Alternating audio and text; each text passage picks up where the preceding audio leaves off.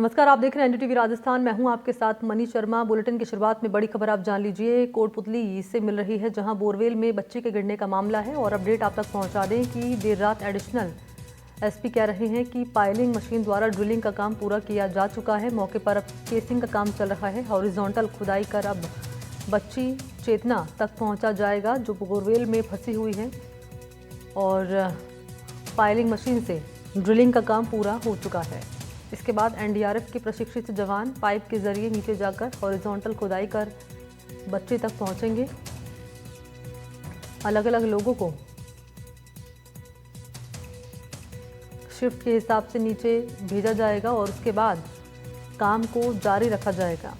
रात करीब 10:45 का वक्त रहा जब हल्की बूंदाबांदी हुई और ऐसे में रेस्क्यू ऑपरेशन में काफ़ी दिक्कतें सामने आई। हालांकि रेस्क्यू जारी है और बच्ची तक अब हॉरिजॉन्टल खुदाई कर पहुंचा जाएगा।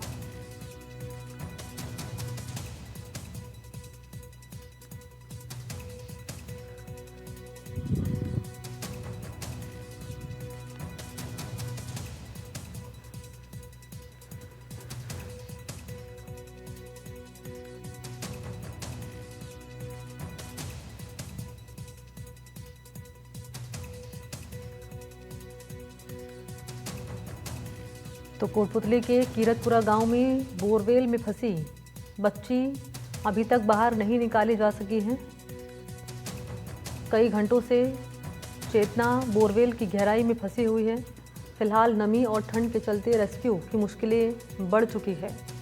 बारिश के चलते रेस्क्यू में बाधा आ रही है। चेतना को बचाने के लिए एनडीआरएफ, एसडीआरएफ और जिला प्रशासन की टीमें जॉइंट रेस्क्यू ऑपरेशन चला रही हैं। हरियाणा के मानेसर से मंगाई गई पाइलिंग मशीन का काम पूरा हो चुका है और देर रात एडिशनल एसपी हैं वैभव शर्मा जिन्होंने बताया है कि केसिंग का काम पूरा यहां पर किया जा रहा है। पाइप डाले जा रहे हैं और हॉरिजॉन्टल खुदाई कर अब बच्ची तक पहुंचा जाएगा।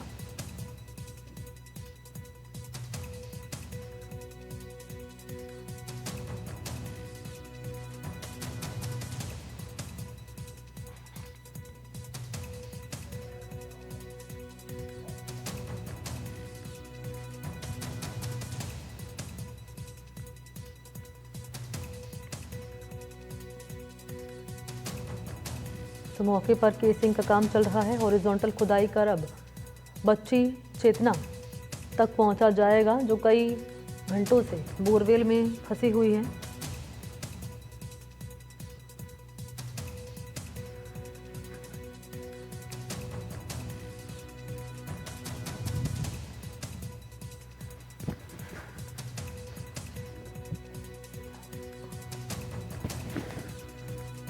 तो ये मौके की तस्वीरें दो आपके सामने हम रख रहे हैं। लगातार युद्ध स्तर पर रेस्क्यू ऑपरेशन चलाया जा रहा है ताकि चेतना को जल्द से जल्द बाहर निकाला जा सके।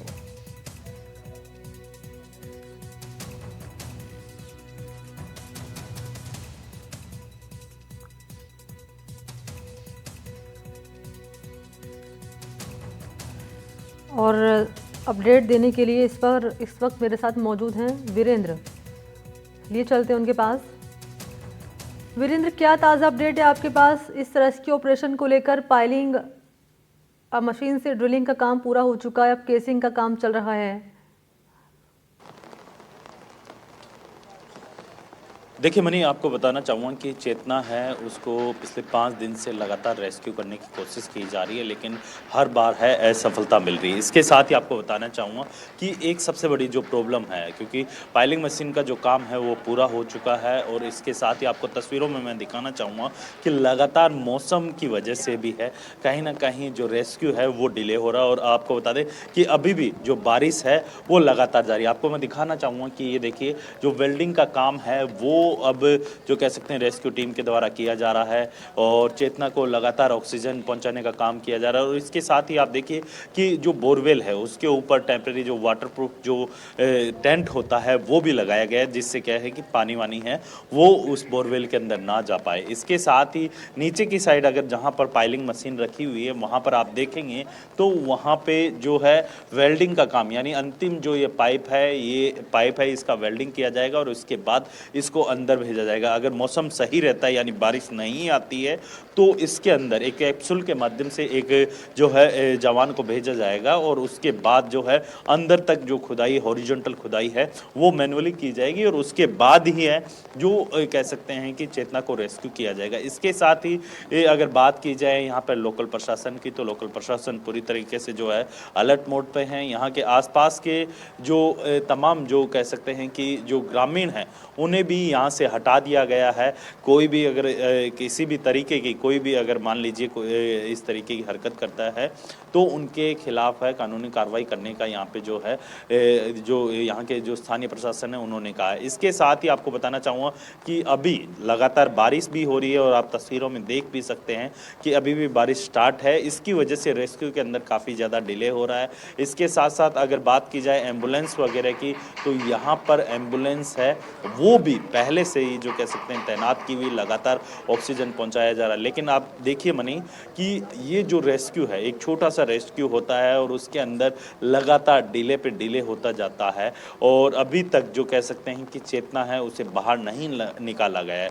इसके अंदर अगर मैं बात करूं कहीं ना कहीं लापरवाही है वो भी प्रशासन की आप देख सकते हैं, जिसके अंदर मुख्य जो है एनडीआरएफ है। एनडीआरएफ ने जिस तरीके से पहले एक जुगाड़ के माध्यम से है उन्होंने अपनी जो कह सकते हैं कि रेस्क्यू करने की कोशिश की और जब उससे कामयाबी नहीं मिली तो फिर स्थानीय जो बोरवेल खोदने वाले लोग होते हैं उनको बुलाया जाता है और उनकी टीम से मदद ली जाती है। लेकिन जब ये देखा जाता है कि मिट्टी गीली है और इसी की वजह से जो है रेस्क्यू करने के अंदर दिक्कत हो रही है।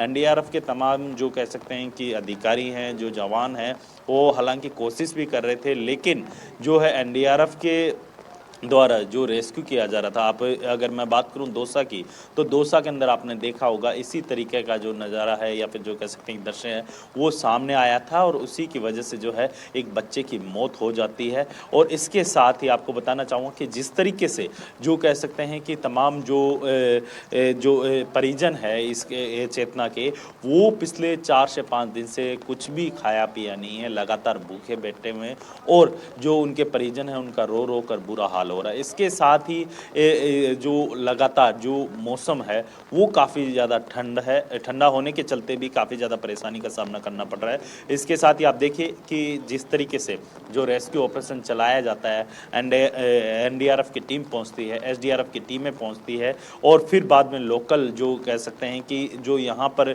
जो रेस्क्यू करने वाले लोग रहते हैं उनको भी बुलाया जाता है। और फिर सबसे बड़ी बात है कि इस पूरे जो कह सकते हैं कि घटनाक्रम के अंदर जो उत्तराखंड त्रासदी के अंदर जिन्हों रेड माइनस जो कहते हैं उनको भी यहाँ पे बुलाया गया है। किसी भी तरीके से जो है इस बच्ची को बाहर निकालने की एक जो मुहिम है वो लगातार जारी है। और साथ ही आप अगर बात करें मौसम की, तो मौसम भी है काफ़ी ज़्यादा ठंडा हो रखा है और लगातार बारिश भी हो रही है। कहीं ना कहीं रेस्क्यू के अंदर ये बड़ी समस्या है वो देखने को मिल रही है। आपको तस्वीरों में और भी चीज़ें दिखाना चाहूँगा। आप देखिए कि यहाँ पे जो पूरा प्रशासन है वो तो अलर्ट मोड पे ही है, हर तरफ है वो बैरिकेटिंग की गई है। इसके साथ ही आप देखिए कि यहाँ पे जो बारिश हो रही है उसकी वजह से भी है जो रेस्क्यू के अंदर डिले हो रहा है। पाइलिंग मशीन हालांकि जो है वो यहाँ पहुँची हुई भी है, लगातार पाइलिंग की भी जा रही है, लेकिन कहीं पर भी जो है सफलता नहीं मिल रही। वजह ये है कि यहाँ पर जो है लगातार बारिश हो रही है। इसके साथ ही जो गाँव के अंदर, आप किरतपुरा गाँव के अंदर जैसे ही आप एंटर होंगे तो वहाँ पर जो पुलिस प्रशासन है वो भी कह सकते हैं कि बैरिकेटिंग लगाकर खड़ा हुआ है, क्योंकि जो भी व्यक्ति आ रहा है अगर उसे यहाँ पे गांव के अंदर एंट्री नहीं दी जाती है, उसकी प्रॉपर तरीके से पूछताछ की जा रही है। और अगर मान लीजिए कोई भी अनवांटेड व्यक्ति यहाँ आता है तो उसको यहाँ पर गांव के अंदर एंट्री नहीं जाती। जो भी व्यक्ति आएगा उसका बाकायदा आइडेंटिटी कार्ड है वो पुलिस के द्वारा देखा जा रहा है और उसी के बाद है जो लोकल पुलिस है वो उसे गाँव के अंदर एंट्री दे रही है। इसके साथ ही आपको बताना चाहूँगा कि जिस तरीके से जो ये पूरा रेस्क्यू चलाया गया है, क्योंकि पिछले 5 दिन से आपने देखा होगा कि 90 घंटे से भी अधिक समय हो चुका है और इसके साथ ही जो है 170 फीट की जो कह सकते हैं कि वो खुदाई है वो करने का काम है वो किया गया है, लेकिन इसके अंदर सेफ्टी के लिहाज से जो ये पाइप है वो वेल्डिंग करते हुए जो है अंदर तक पहुंचाए जा रहे हैं। मुख्य उद्देश्य यही है, सेफ्टी सबसे पहले है और उसी सेफ्टी को ध्यान में रखते हुए, क्योंकि यहाँ पे वेल्डिंग की जा रही अंतिम ये पाइप है, क्योंकि 6 पाइप हैं वो अंदर जा चुके हैं और ये 7वां पाइप है ये अंदर जाएगा और उसके बाद एक हॉरिजॉन्टल जो है सुरंग के माध्यम से एक व्यक्ति के द्वारा जो 18 से 20 फुट हम कह सकते हैं, क्योंकि 8 फीट है वो लंबाई है और जो कह सकते हैं कि 10 फीट के करीब है, जहां पर जो चेतना फंसी हुई है वहां तक भी मैनुअली खुदाई की जाएगी। और नीचे के अगर बोरवेल की बात की जाए तो जो लगभग 750 फीट गहरा बताया जा रहा है टोटल, तो उसको भी यहां पे पहले कवर किया जाएगा। यानी अगर मान लीजिए बच्ची को रेस्क्यू किया जा रहा है और उसी दरमियान बच्ची नीचे की साइड आती है तो उसे किसी भी तरीके से जो कह सकते हैं कोई भी जो हानि ना पहुंचे, और उसी के हिसाब से सेफ्टी के लिहाज से यहाँ पर जो है प्रॉपर तरीके से सेफ्टी को ध्यान में रखते हुए ये जो कह सकते हैं कि रेस्क्यू है वो लगातार जारी है। जी मनी। बिल्कुल, क्योंकि हम देख पा रहे हैं मौके पर आप मौजूद हैं, वहाँ पर लगातार बारिश हो रही है। क्या कहा जा रहा है रेस्क्यू टीम की ओर से, क्योंकि पाइलिंग मशीन से ड्रिलिंग का काम पूरा हो चुका है और अब हॉरिजॉन्टल तरीके से खुदाई की जाएगी। राइट माइनर्स भी बुलाए गए हैं वीरेंद्र, ताकि जल्द से जल्द जो काम पूरा हो सके।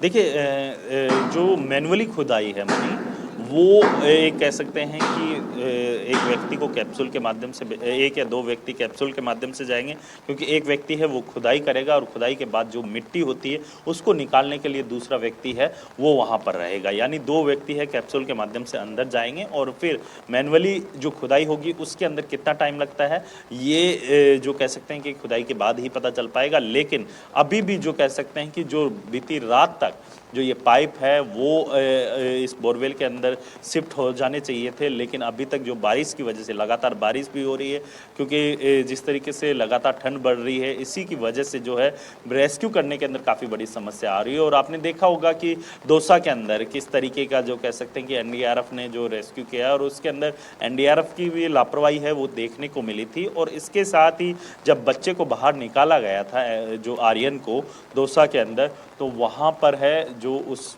बच्चे की जो कह सकते हैं कि जो ऑक्सीजन लेने वाली, जो सांस लेने वाली जो नली होती है उसके अंदर पानी भर जाता है और उसी की वजह से आर्यन की मौत हो जाती है। और आप देखिए कि अब दूसरा ये जो घटना है ये अब आप सामने आई है और इसके अंदर भी जो है एनडीआरएफ की लापरवाही है वो आप देख सकते हैं, क्योंकि ये जो काम होते हैं एक टीम वर्क के साथ होते हैं, चाहे आप एनडीआरएफ से हो, चाहे आप एसडीआरएफ से हो या फिर सिविल डिफेंस से हो, तमाम लोग अपने अपने एफर्ट के हिसाब से एक टीम वर्क के जैसे काम किया जाता है। लेकिन यहाँ पे जो है एनडीआरएफ है वो अपने आप को जो कह सकते हैं कि एक जो कह सकते हैं कि एक पूरी तरीके से वेल ट्रेंड जो कह सकते हैं कि बताती है, लेकिन जब उस किसी भी रेस्क्यू को किया जाता है तो वो एकमात्र जुगाड़ के माध्यम से ही उसके ऊपर वर्क किया जाता है और उसी के आधार पे अगर जुगाड़ आपका सटीक बैठता है तो बच्चे को बाहर निकाल लिया जाता है या फिर जो व्यक्ति रहता है उसको बाहर निकाल लिया जाता है। यदि आपका जुगाड़ सिस्टम सही नहीं रहता है तो वो बच्चा उसी अपनी ज़िंदगी और मौत के बीच में